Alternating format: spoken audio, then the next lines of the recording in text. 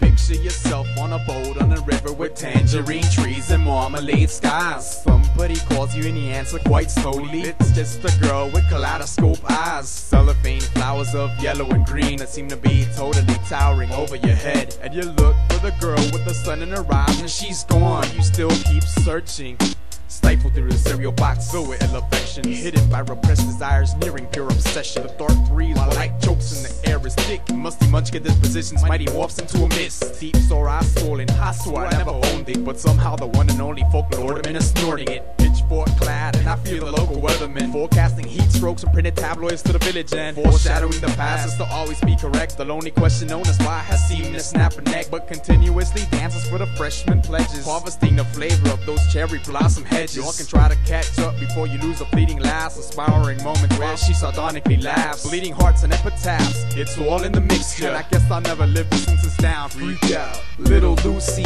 laid out lackadaisical, sometimes supposing she saw someone else's shadow go deep down deceitful in the mirror. Little Lucy suckered someone else into finding her a cure. Little Lucy laid out lackadaisical, sometimes supposing she saw someone else's shadow go deep down deceitful in the mirror. Lucy suckered someone else into finding her a cure. Follow her down to a bridge by a fountain where rocking horse people eat marshmallow pies, and everyone smiles as you drift past the flowers that grow so goddamn incredibly high.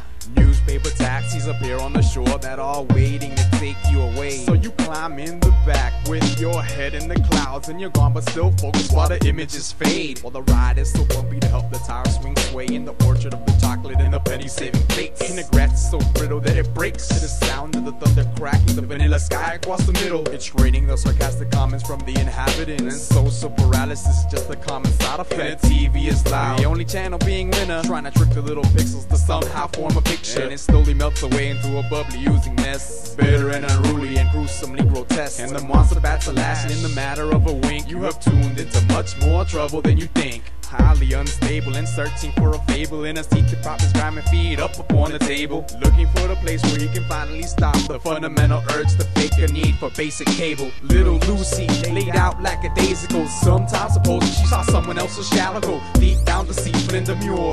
Lucy suckered someone else into finding her a cure. Little Lucy laid out lackadaisical, sometimes supposing she saw someone else's shadow go deep down deceitful in the mirror.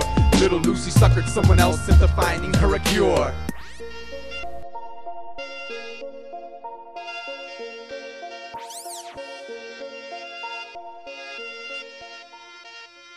Little Lucy laid out lackadaisical, sometimes supposing she saw someone else's shadow go deep down deceitful in the mirror. Lucy stuckered someone else into finding her a cure. Picture yourself on a train in a station with plasticine borders and looking glass ties. Suddenly someone is there at a turnstile, staring surprised, the girl with the kaleidoscope eyes. Her stare is somewhat menacing, she seems like a handful. Maybe the last couple years have been a shade under regrettable. That makeshift color wheel does not include her. Her name is only known by barstool philosophers. Color me crazy, I couldn't have dug a deeper ditch, since the only tools given were dreams and charcoal sticks. Close your eyes, that's right, I guess the only way out is to burrow the bullshit till her walls break down. Her eyes go back and forth as she glazed through the glass, glossy and diminutive, unbecoming of her character. She whispered in my ear as to infiltrate my thoughts, filling me with doubt until I screamed, I've heard enough. I know you want to regain the past 2 summers, those were the main ingredients in God's last supper. I know it's aggravating, but I guess we'll have to move on. You don't want to keep an eager audience waiting. No sir, they paid to see the struggle and we paid to be in it. I finally realized the only way out was through admittance. I know I did some wrong and I know that it's my life, so I'll embrace it once and then I'll kindly step aside like this.